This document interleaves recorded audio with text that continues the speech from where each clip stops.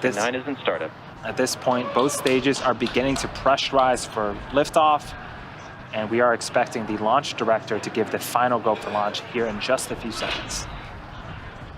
Launch director, go for launch. And with that call out, all systems are go for launch. Let's listen in to terminal count and watch as Falcon 9 takes our 49 Starlink satellites into orbit. T-minus 30 seconds. T-minus 15. T-minus 10, 9, 8, 7, 6, 5, 4, 3, 2, 1. Liftoff, Starlink 47.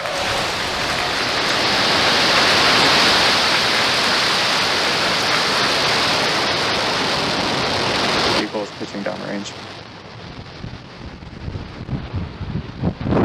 M1D chamber pressures are nominal.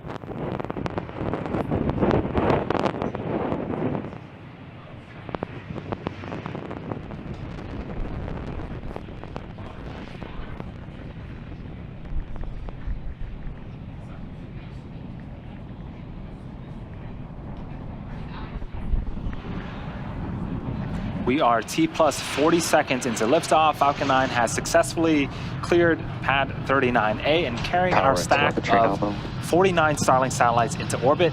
Moments ago, we began to throttle down the engines on the first stage in preparation for max Q. This is where the vehicle will experience the highest amount of aerodynamic stresses during ascent.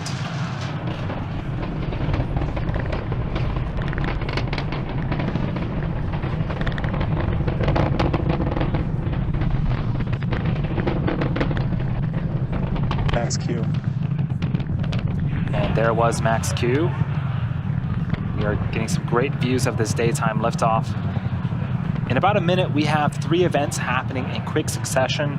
First up is main engine cutoff, also known as MECO, followed by stage separation, and then second engine start 1, also known as SES1.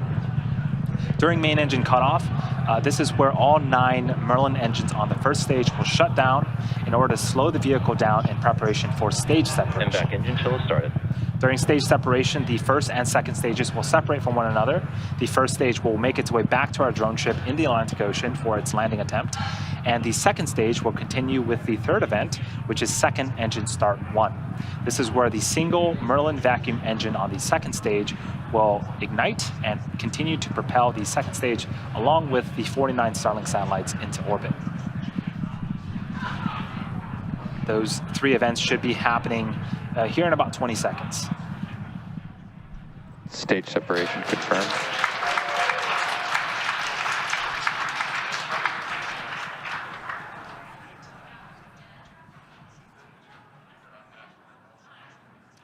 MVAC start. Fairing separation confirmed. So we've had successful main engine cutoff, successful stage separation, successful second engine start on the second stage, and then also fairing deploy. On screen right now, you can see the first stage booster at the bottom of your screen making its way back along with the 2 fairing halves. They've deployed. They were at the top of the screen, but they'll make their way back towards Earth and be recovered by our recovery vessel, Doug. As a reminder, those fairing halves, one was flying for the 4th time, and the other was flying for its 6th time. Just under 10 seconds away from the landing burn of the first stage. For now, we are enjoying some Stage 2 is in great views of the second stage Merlin vacuum engine. So you can see that the drone ship is getting closer, and on the right-hand side of the screen is that drone ship, a shortfall of gravitas. Stage 1 leg deploy.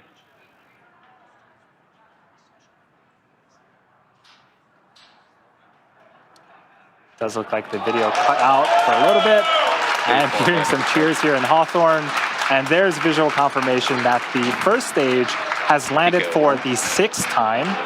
And this marks our 106th overall successful recovery of an orbital class rocket.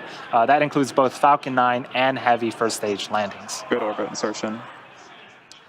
So during that time, we also got successful second engine cutoff of the second stage, and you just heard the call out for good orbital insertion. And as previously mentioned, although payload deploy is scheduled to occur around the T++ 15-minute mark, we won't have ground station coverage to confirm successful deployment until about T++ 1 hour and 20 minutes. For those of you that are interested, we'll keep the audio-only countdown nets up on our YouTube channel, and then we'll confirm successful payload deployment on our social channels. But that is going to be bringing our webcast to a close today. Thank you to the Range and Federal Aviation Administration for supporting today's mission. And of course, thank you to all of our viewers and all of our Starlink customers using our service at this time. Thanks for joining us for our third and final launch of this week, and we will see you again soon.